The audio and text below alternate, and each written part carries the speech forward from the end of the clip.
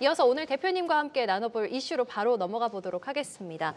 이 소식 접하신 분들 참 많으실 것 같습니다. 또 이 서학개미 투자자분들께 많은 사랑을 받고 있는 자동차인데요. 자동차 이 트럼프 미국 대통령 당선인이 미국 내 이런 관세 폭탄으로 인해서 미국 내 신차 가격이 평균적으로 했을 때 좀 많이 상승할 수 있다 이런 이야기가 나오는데 자동차 기업들에게 미칠 영향 그리고 투자 전략을 좀 앞으로 어떻게 가져가면 좋을까 이런 생각도 듭니다, 대표님.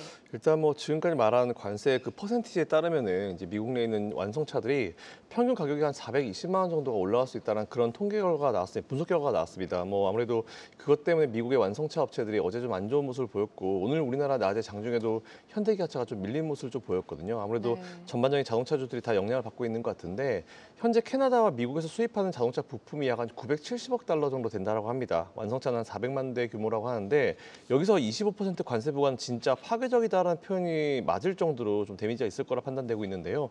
관세 효과로 이제 신차가 평균 한 3,000달러, 우리나라 돈은 한 419만 원 정도가 올라갈 수 있다는 그런 내용이 나왔습니다. 참고로 이제 스텔란티스랑 폭스바겐 같은 경우는 이제 미국에서 판매한 차량의 한 40%, 뭐 GM 같은 경우는 30%, 포드는 25%가 수입이다라고 좀 보시면 될 것 같고요.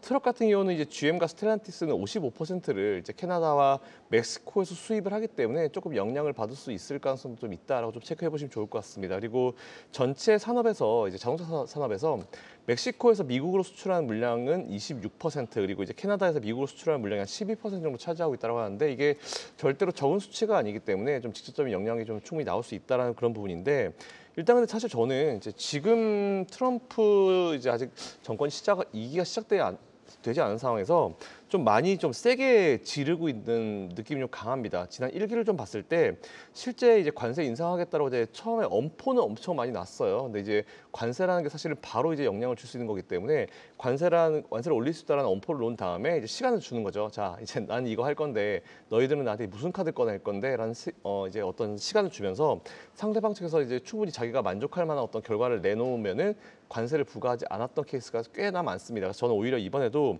관세를 실제로 인상으로 이어질 가능성이 높지 않다고 판단되고 있고 2016년처럼 오히려 던져두는 협상 전략의 카드로 쓸 거다라고 좀 판단되고 있습니다. 그래서 실제로 관세가 올라가는 부과하더라도 그 크기가 뭐 25%까지 될 것 같다라고 판단되지 않고 있고요. 뭐 항상 이제 트럼프와 헤어서도 어떤 협상의 카드이기 때문에 그 부분 체크해 보실 필요가 있을 것 같습니다. 일단 그래도 시장에서는 이제 GM은 8.99%, 그리고 스텔란티스도 5.68%, 포드는 이제 2.63% 어제 하락 마감했고 오늘도 아마 조금 영향이 있을 거다라고 좀 보고 있는데 지금까지 나온 이런 것들은 좀 과도한 어떤 걱정이다라고 좀 체크해 보시면 좋을 것 같습니다. 그래서 오히려 제가 올해는 이제 GM이나 포드 같은 기업들을 한번 관심 가져보셔도 좋을 것 같다는 그런 말씀을 드렸잖아요. 그리고 이제 전기차 부분에 대해서도 이제 캘리포니아주에서 테슬라에게는 이제 우리가 보조금을 주지 않겠지만 나머지 기업들에게는 다 보조금을 주겠다라고 얘기하면서 오히려 이제 테슬라를 제외한 나머지 루시드, 리비안, 포드, GM 같은 기업들한테 오히려 일반 내연기관 포함해가지고 내연기관과 전기차에 대해서 조금 뭔가 계속 이제 그